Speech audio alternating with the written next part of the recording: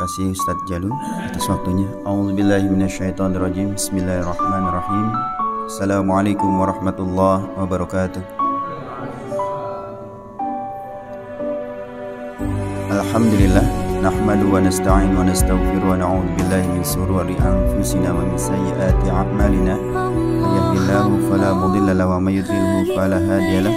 Asyhadu an la ilaha illallah wahdahu la syarika lah wa asyhadu anna Muhammadan abduhu wa rasuluhu la nabiyya ba'dah.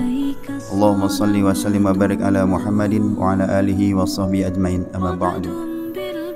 Qala Allah ta'ala fil Qur'anil Karim, a'udzu billahi minasyaitonir rajim. Bismillahirrahmanirrahim. Subhanalladzi asra bi 'abdihi lailan minal masjidil harami ilal masjidil aqsa alladzi barakna haulahu linuriyahu min ayatina innahu huwas sami'ul basir. Al-ayah. Wa qala aidan inna fi khalqis samawati wal ardi wa ikhtilafil laili wan nahari la ayatin liulil albab alladzina yadhkuruna Allaha qiyaman wa qu'udan wa 'ala junubihim wa yatafakkaruna fi khalqis samawati wal ardi rabbana ma khalaqta hadza batila subhanaka faqina 'adzabannar. Alhamdulillah,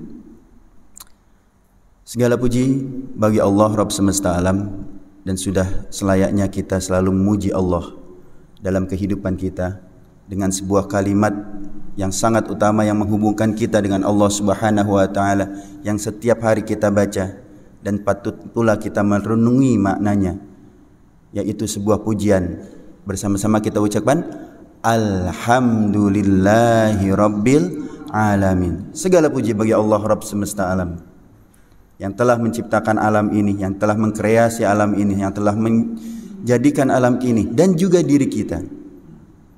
Dan kita bersyukur kepada Allah Subhanahu wa taala atas segala nikmatnya yang Dia berikan kepada kita, terutama nikmat iman ini yang sangat-sangat mahal harganya. Dan juga nikmat kesehatan yang kita masih sempat berada di tempat ini. Dan segala nikmat-nikmat yang lain. Oleh karena itu, janganlah putus kita selalu mengucapkan dalam diri kita, dalam hati kita kalimat alhamdulillahi rabbil alamin. Tak lupa pula sebuah kalimat pula, satu lagi kalimat yang wajib kita selalu renungi dan juga kita selalu panjatkan. Sebuah kalimat ta'zim kita kepada Rasulullah Muhammad sallallahu alaihi wasallam, Allahumma salli wa sallim wa barik alaihi. Sebuah kalimat penghormatan dari kita kepada Rasulullah sallallahu alaihi wasallam yang telah berjuang dengan hebat sehingga sampailah Islam kepada diri kita. Yang kalimat ini sekali kita mengucapkan salawat kepada Allah, kepada Rasulullah sallallahu alaihi wasallam, maka Allah Subhanahu wa taala sudah menjanjikan berapa? 10 kebaikan. 10 kebaikan itu bisa berupa rahmat, ampunan, rezeki yang terbuka, urusan yang menjadi lancar, pikiran yang menjadi tenang. Masya Allah. Semoga Allah Subhanahu wa taala melindungi kita, melindungi keluarga kita, merahmati kita dan seluruh jamaah MRTK yang ada di sini dan juga yang ada di rumah. Wabil khusus yang terkena musibah, yang sedang sakit, kita doakan semoga Allah angkat penyakitnya, Allah mudahkan urusannya, dan selalu Allah jaga keimanannya. Amin ya rabbal alamin.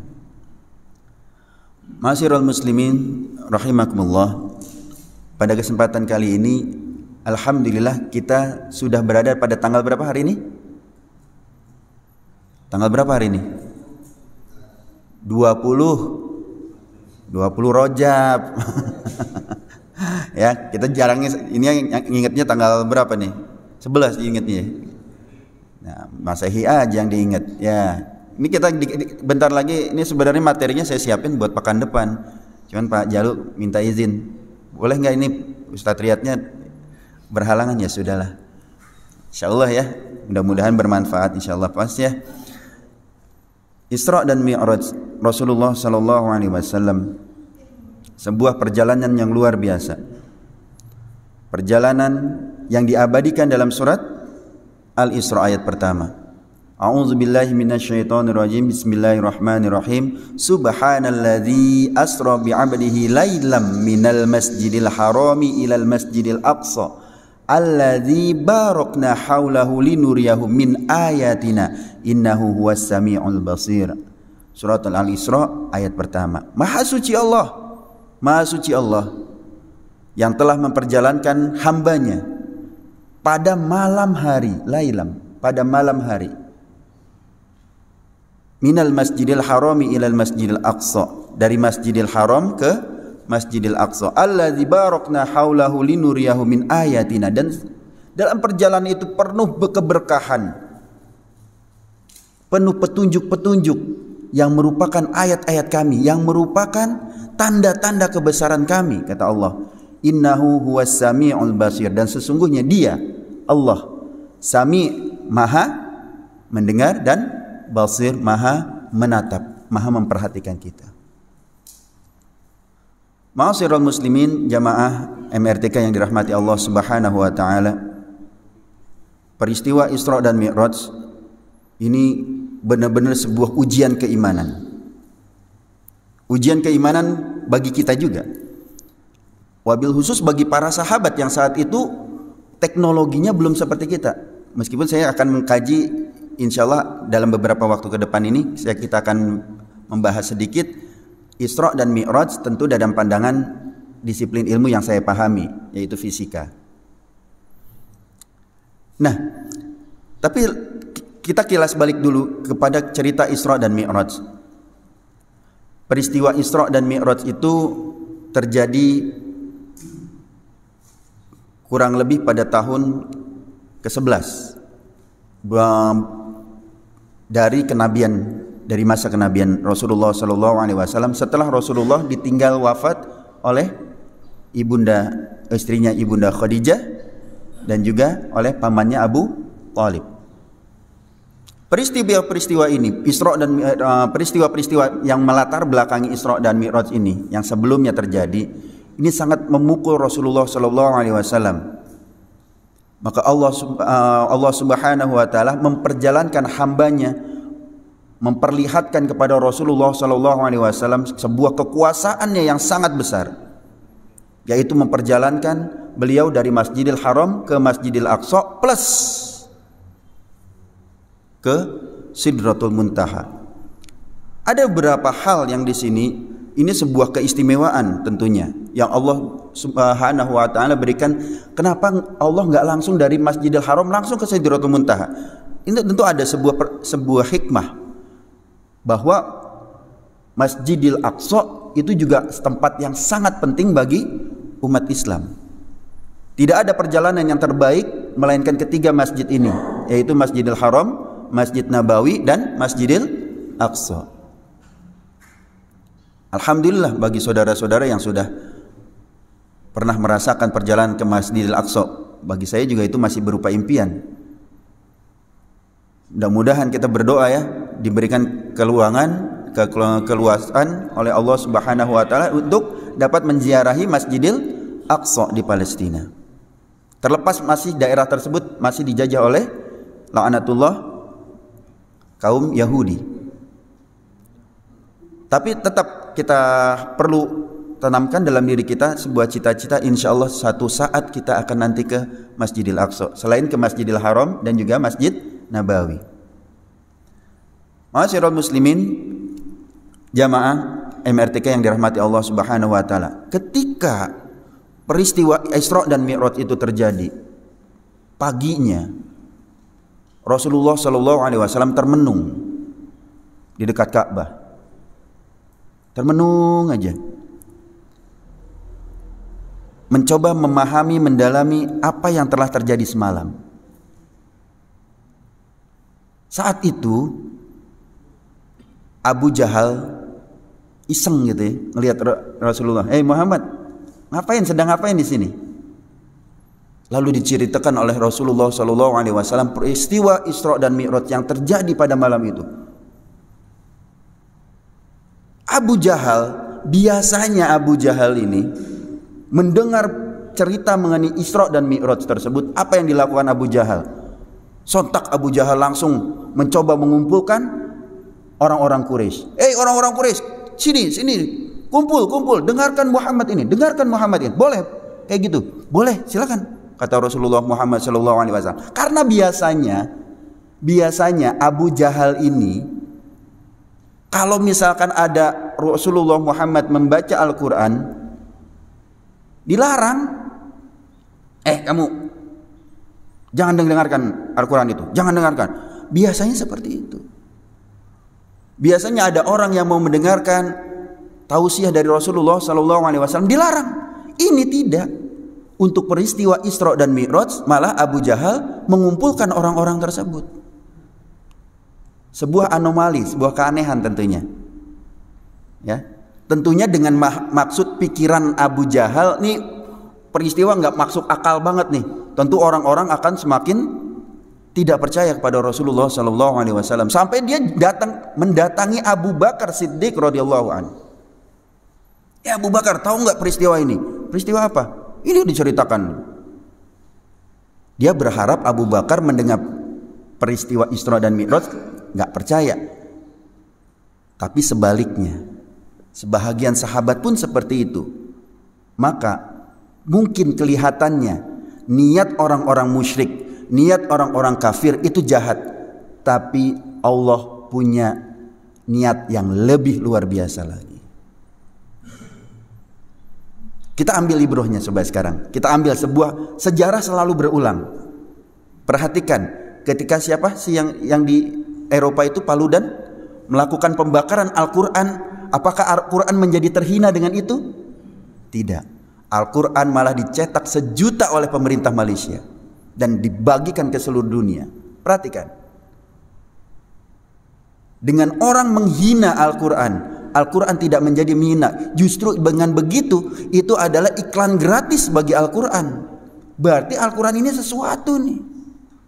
Sama seperti yang dilakukan oleh Abu Jahal. Ketika biasanya Abu Jahal nutup-nutupi, menghalang-halangi dakwah Rasulullah SAW untuk peristiwa Isra dan Mi'raj, Abu Jahal malah menjadi pengiklan dari peristiwa Isra dan Mi'raj. Memang pada saat itu mulai terbelah tuh ya masyarakat Quraisy, yang kafir semakin nggak percaya gitu. Ketika Rasulullah cerita Isra dan Mi'raj, mereka tepuk tangan, menghina tentunya. Tapi bagi yang lain, oh ya, seperti apa? Saya jadi teringat dengan ketika saya masih kecil dengerin radio ya mengenai peristiwa Isra dan Mi'raj. Bagi orang-orang dahulu mungkin peristiwa ini aneh, janggal. Tapi ketika itu dai sejuta umat siapa? Kiai Haji Zainuddin MZ menceritakan, menggambarkan Isra dan Mi'raj itu laksana seekor semut yang ikut ke Bandung, ikut mobil kita, masuk ke mobil kita, turun dari pohon gitu ya, masuk ke mobil kita, ikut ke Bandung. Pada hari yang sama dari Bandung langsung balik lagi. Setelah itu semut tersebut balik lagi ke pohon, cerita sama teman-temannya, bro, aneh baru dari Bandung bolak-balik. Semut yang lain gak percaya. Masa sih? Nah, dari situ ada sebuah, ternyata Isra dan Mi'raj itu sangat masuk akal bagi saya ketika masih kecil itu. Bapak-bapak ma'asyiral muslimin, jamaah MRTK yang dirahmati Allah Subhanahu wa taala.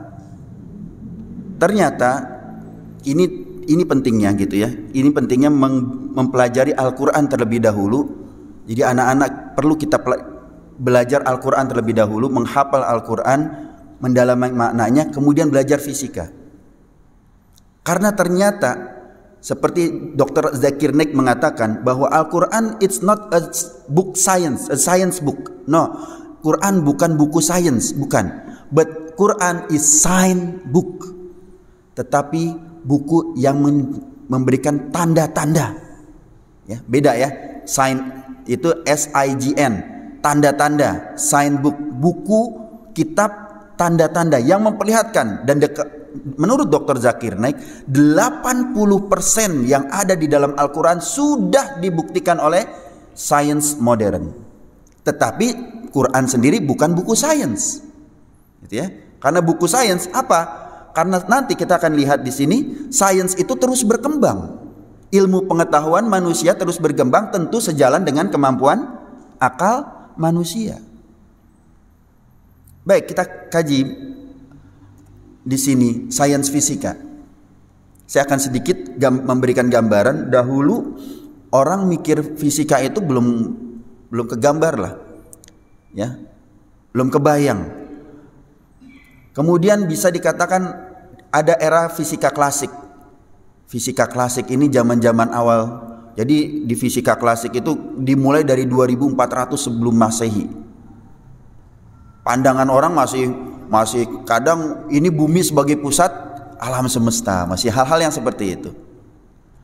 Tapi fisika ini sudah digunakan oleh orang-orang saat itu untuk menghitung kalender.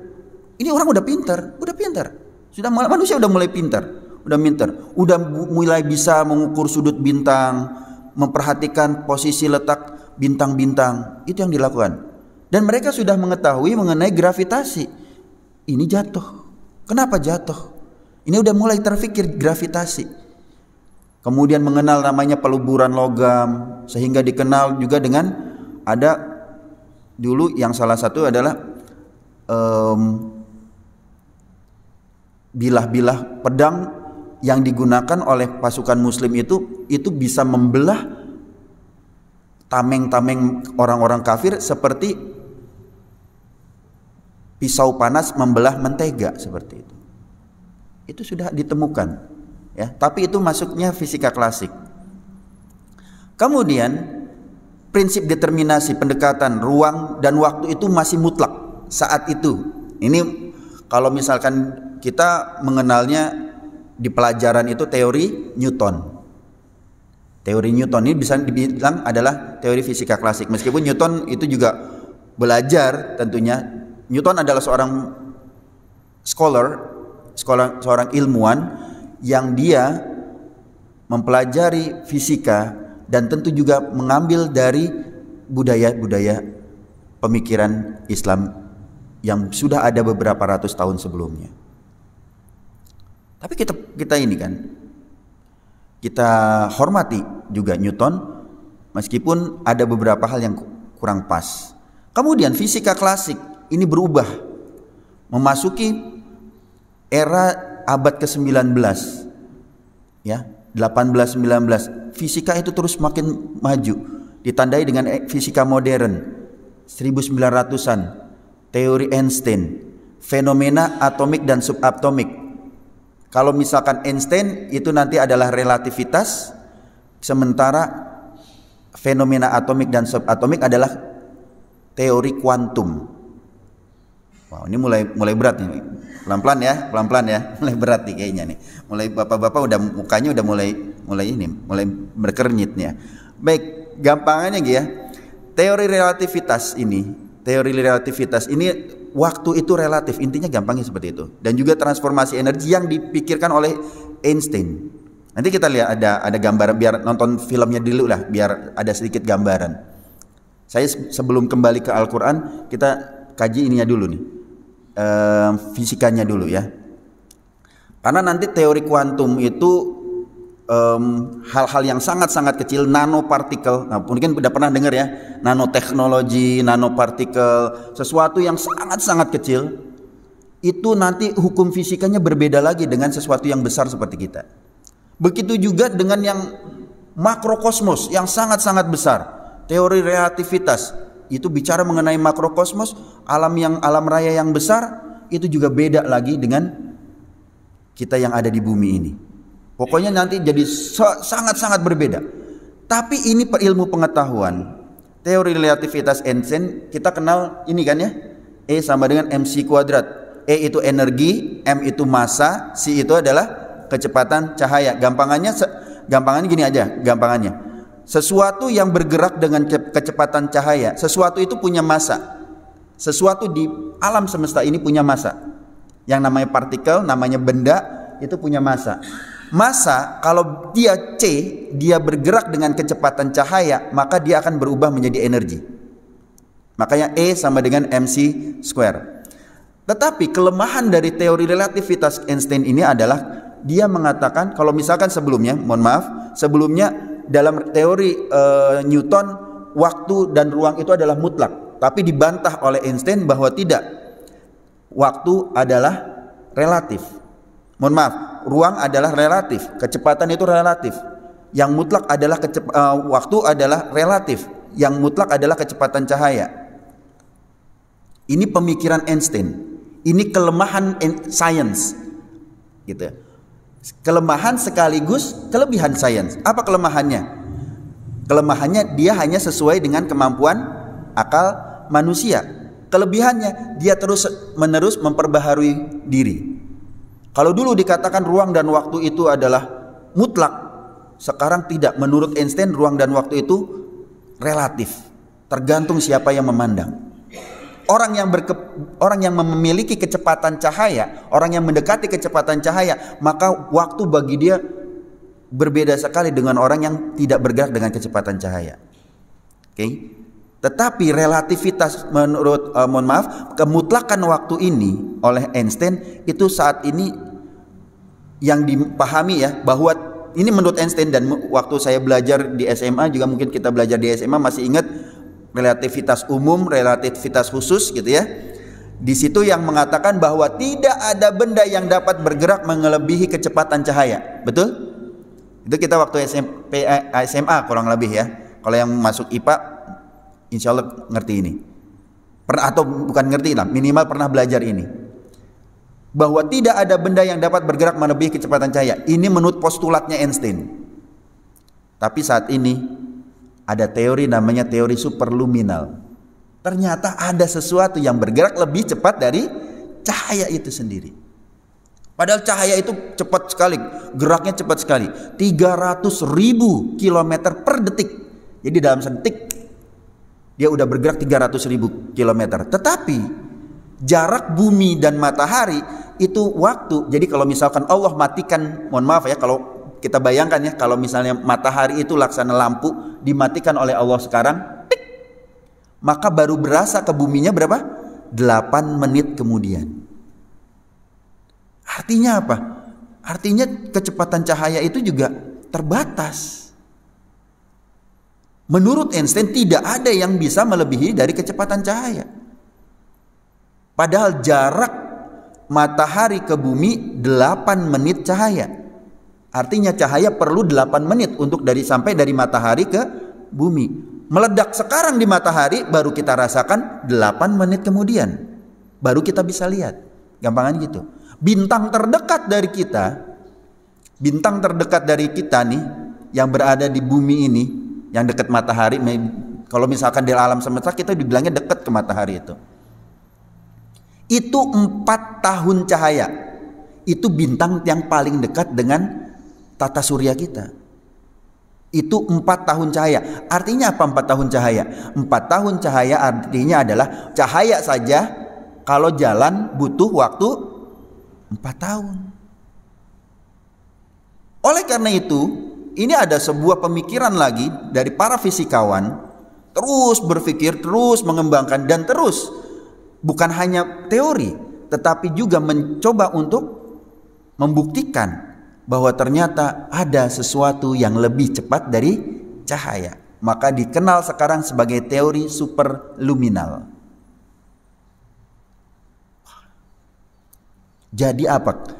Ambil kesimpulan singkatnya saja, kecil ya kesimpulan singkatnya, bahwa sains itu terus berkembang sesuai dengan kemampuan otak manusia. Makanya ketika dahulu orang-orang kafir Quraisy tertawa mendengar cerita Isra dan Mi'raj, kisah Isra dan Mi'raj Nabi SAW, karena mereka memang otaknya baru sampai situ. Bagi orang fisikawan saat ini menjadi sangat-sangat mungkin. Peristiwa Isra dan Mi'raj sangat-sangat mungkin.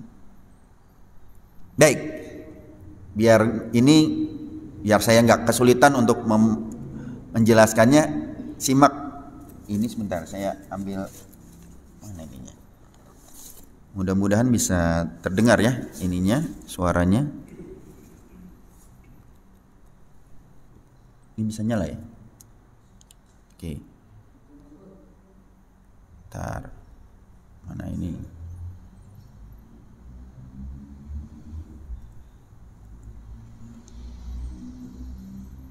Sebentar ininya mana? Oh ini. Ya.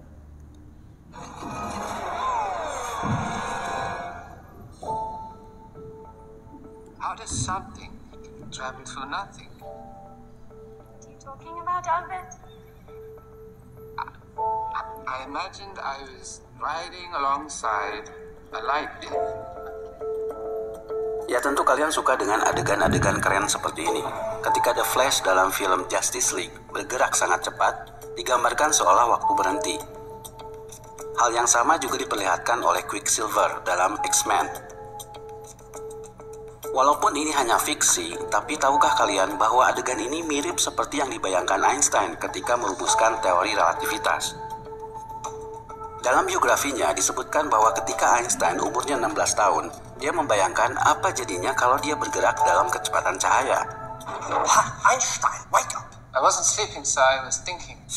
When you were traveling the speed of light alongside the wave, I appear frozen in time.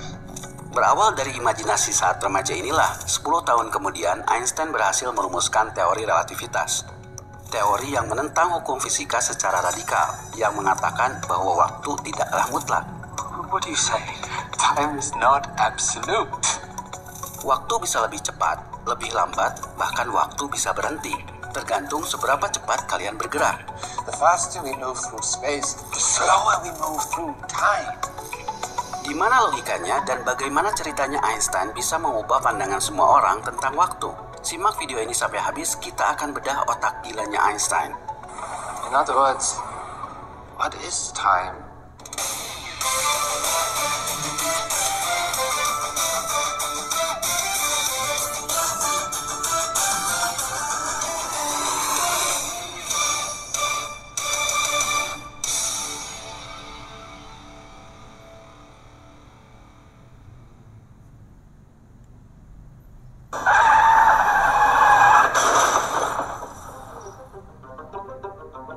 Menurut kalian, bagaimana sesuatu bisa dikatakan bergerak?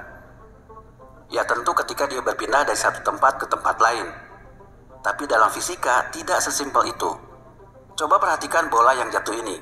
Sekilas tidak ada yang salah, tapi sebetulnya bola ini jatuh di atas papan yang sedang bergerak. Kalian tidak sadar papannya bergerak karena dua hal. Pertama, bola ini jatuh dengan normal, sama persis seperti kalau papannya tidak bergerak sama sekali. Dan yang kedua, karena kalian melihatnya dari sudut pandang kamera yang bergerak bersama papannya. Nah, dalam fisika, ini disebut dengan kerangka acuan inersia. Intinya, kalian tidak akan merasakan perubahan apapun dalam fisika selama kerangka acuannya diam atau bergerak dengan kecepatan konstan. If we were moving along in this frame of reference and we couldn't see the surroundings, then we wouldn't be able to tell by this experiment that we were moving at a constant velocity. As a matter of fact, we wouldn't be able to tell by any experiment that we were moving at a constant velocity. Ini persis seperti yang kita rasakan di bumi. Oke, mohon maaf. Kita lihat gambarannya tadi aja. Saya potong karena kepanjangan ini. Filmnya panjangan, cukup panjang. Bisa dilihat di YouTube sendiri kan. Gambarannya gini. Bapak-bapak yang dirahmati Allah Subhanahu wa taala. Ketika seseorang bergerak dengan kecepatan cahaya atau sesuatu bergerak dengan kecepatan cahaya, maka yang lain yang tidak bergerak itu seolah-olah seperti membeku, pelan sekali. Gitu loh. Pelan sekali. Seolah-olah tidak bergerak.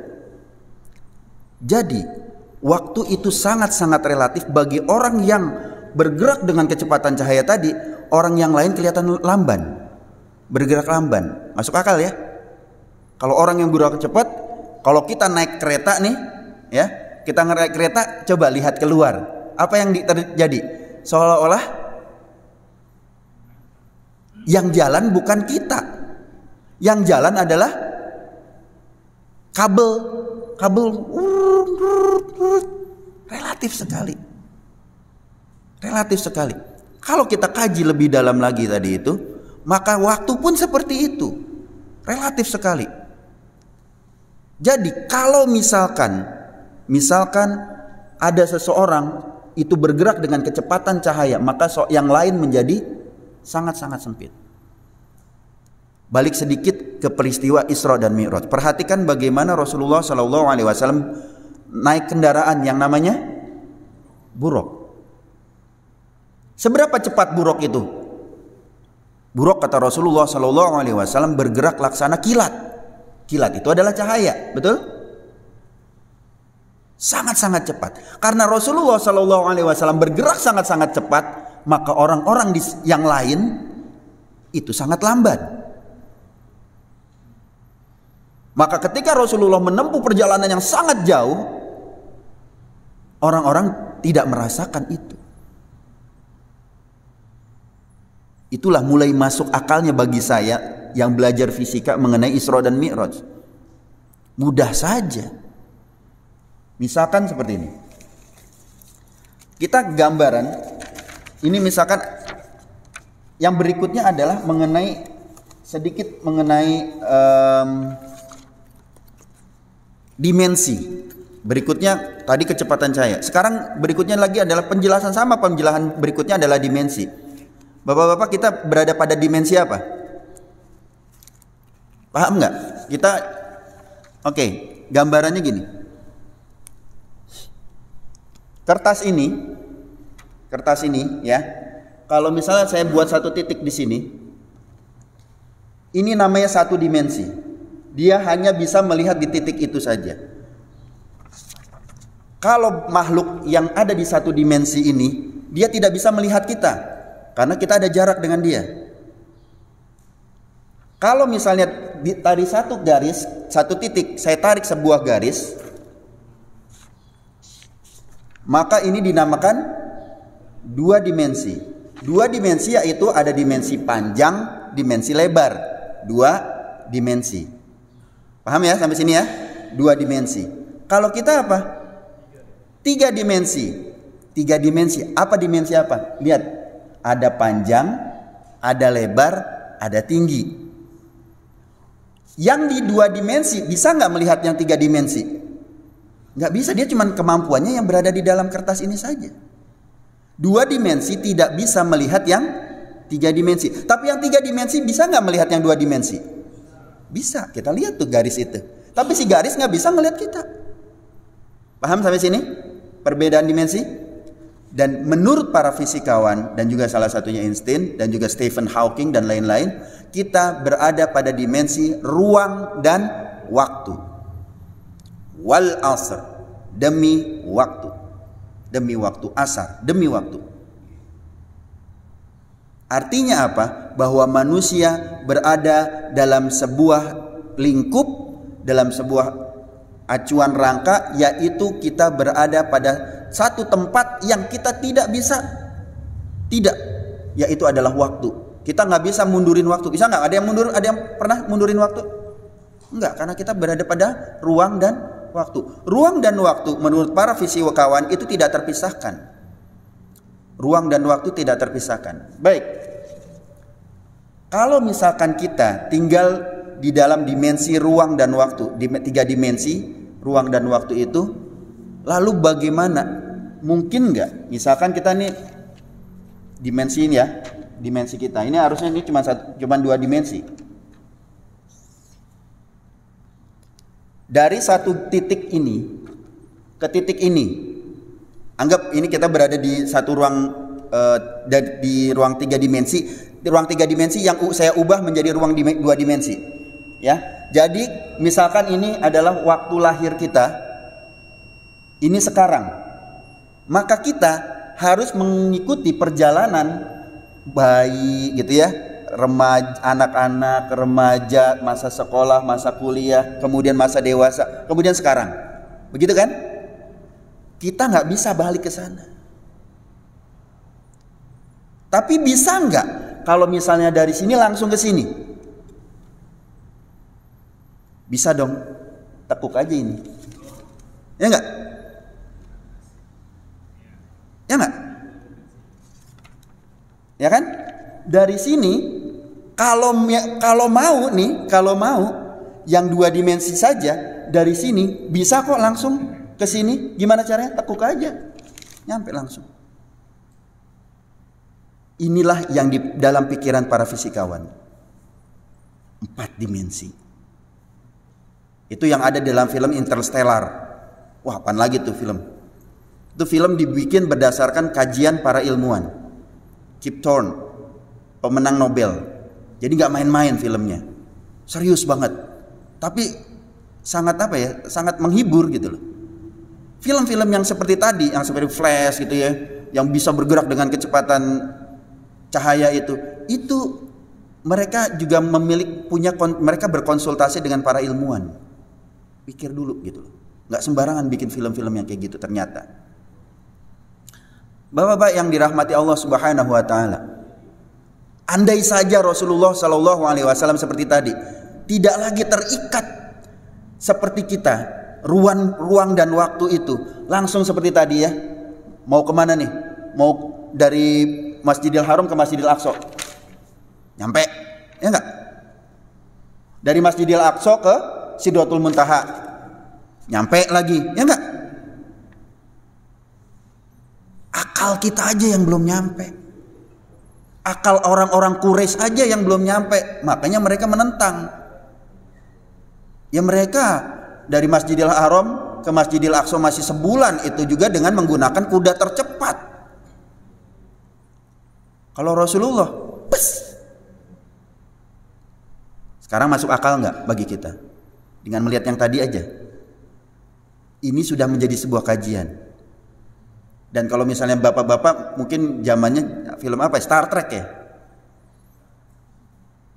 Star Trek. Kecepatannya warp. Ya enggak? Warp, gitu ya. Kecepatan warp. Ya tadi kayak tadi tuh. Kecepatan tiba-tiba pesawatnya dia steady di angkasa luar. Tiba-tiba pindah dari ke bumi. Tiba-tiba pindah lagi balik ke sana. Itu sudah dipikirkan oleh para ilmuwan. Teknologinya aja yang belum. Maka kami di Departemen Physics gitu ya, di jurusan fisika mengatakan ada sebuah kaidah seperti ini. Physics today, technology tomorrow. Fisika saat ini, science today, science saat ini, yang baru kita hitung-hitung di atas kertas saat ini, it's gonna be technology tomorrow. Oleh karena itu perhatikan, dahulu handphone itu ya tahun 60-an di film-film udah ada handphone. Tapi masih imajinasi, masih halo. Kemudian ingat nggak?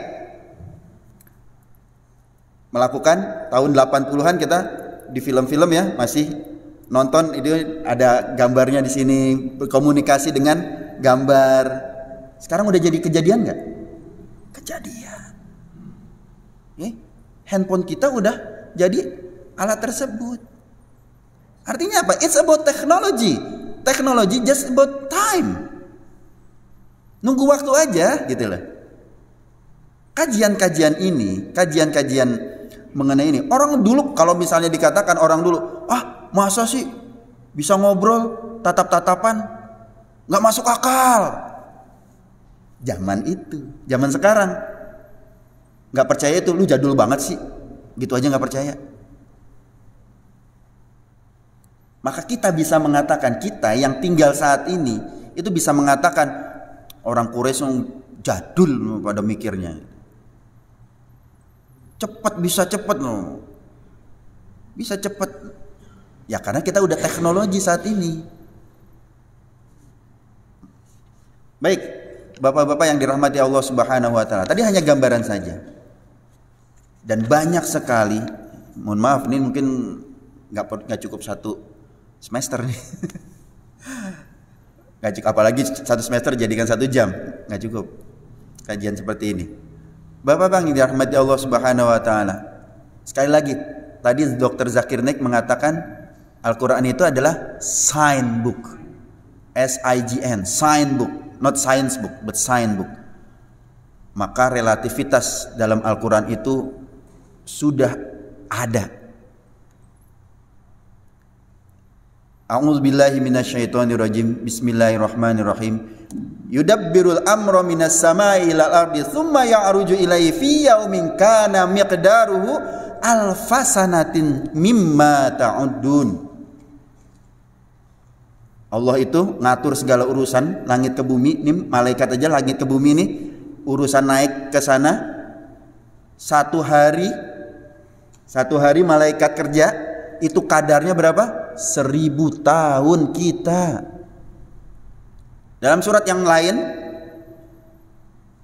surat 70, ta'rujul malaikatu warruhu ilaihi fi yaumin kana miqdaruhu khamsina alfasana. Mungkin kita mikir, kenapa sih kadang Allah mengatakan pergerakan malaikat tadi bilangnya 1000 tahun, pada ayat yang lain 50.000 tahun, khamsina alfasana. Bagi orang yang bodoh, yang belum mengerti fisika, mungkin akan bilang Al-Quran ini nggak konsisten nih. Sekali ngomong 1000 tahun, di ayat yang lain ngomong 50.000 tahun. Tapi bagi kita, bagi orang-orang yang belajar fisika, ini dia, bahwa waktu itu sangat relatif. Ingat, Quran udah ngomong 1400 tahun yang lalu, Einstein baru kemarin. Tapi Einstein menggunakan pendekatan ilmu pengetahuan, sains. Al-Quran adalah wahyu dari Allah Subhanahu wa Ta'ala. Sudah ada tanda-tanda ini. Makanya tadi banyak sekali di dalam Al-Quran, min ayatina. Inilah adalah tanda-tanda kekuasaan dari kami, dari Allah Subhanahu wa Ta'ala.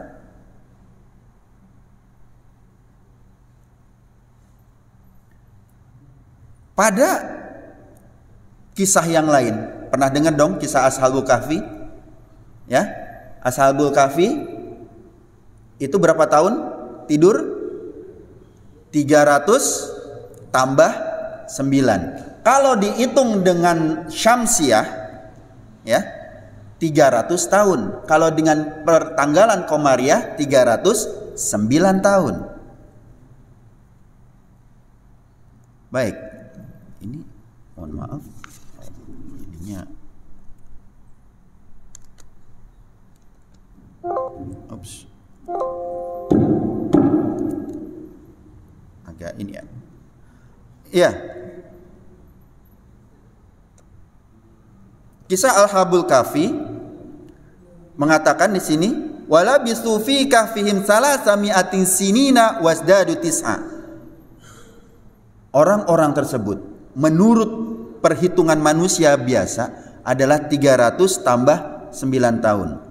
Pada ayat sebelumnya juga dijelaskan, wa kadzalika ba'atsnahum liyatasaalu bainahum qala qailum minhum kam labistum qalu labisna yauman au ba'da yaum qalu rabbukum a'lamu bima labistum. Maka ketika dibangunkan orang-orang Ashabul Kahfi itu, mereka merasanya berapa lama? Menurut mereka berapa lama? Yauman au ba'da yaum, sehari atau setengah hari. Coba, orang-orang Ashabul Kahfi merasakan bahwa dirinya hanya sehari atau setengah hari. Tapi orang-orang yang ada di luar dari Ashabul Kahfi itu merasakan 300 plus 9 tahun. 300 ngitung pakai Syamsiah, kalender Syamsiah, 309 pakai kalender Komariah. Sebuah tanda-tanda yang sangat luar biasa di dalam Al-Quran kalau kita mikir. Makanya, Masya Allah, Bapak-bapak yang dirahmati Allah, gak salah apabila asra bi abdihi lailan minal masjidil harami ilal masjidil aqsa alladzi barakna haulahu min nuriyahu min ayatina. Perjalanan ini merupakan tanda-tanda kekuasaan kami. Tanda-tanda Isra dan Mi'raj itu adalah sebuah tanda-tanda kekuasaan Allah Subhanahu wa Ta'ala. Ingin menjelaskan, nih loh, mungkin bagi sebagian kita aja masih pusing juga mikirin kayak gitu tadi. Tapi bagi para ilmuwan Dan kalau kita terus mau belajar, insya Allah ini bukan merupakan sebuah hal yang mustahil. Tidak ada yang mustahil lagi. Hanya saja yang lemah adalah kemampuan pikiran kita, karena belum nyampe, belum ada teknologinya. Kalau teknologinya sudah mulai ada, diterapkan, insya Allah semua itu menjadi sebuah hal yang sangat masuk akal. Demikian cukup kiranya untuk hari ini, karena masih cukup panjang kalau misalkan dikaji lagi, dan cukup menarik sebenarnya kalau misalnya bagi kami, terutama bagi orang-orang yang mempelajari fisika. Oh ternyata kayak gitu ya, ternyata alam semesta ini, keteraturan ini itu nggak teratur. Ada materi, ada antimateri, apaan lagi tuh? Wah, belum lagi bumi berkembang, Big Bang, ada di dalam Al-Quran juga. Dan semua itu banyak sekali. Oleh karena bapak-bapak yang dirahmati Allah, marilah kita terus memperbanyak zikir kepada Allah Subhanahu wa taala. Zikir bukan hanya sekadar subhanallah walhamdulillah wala ilaha illallah di mulut saja.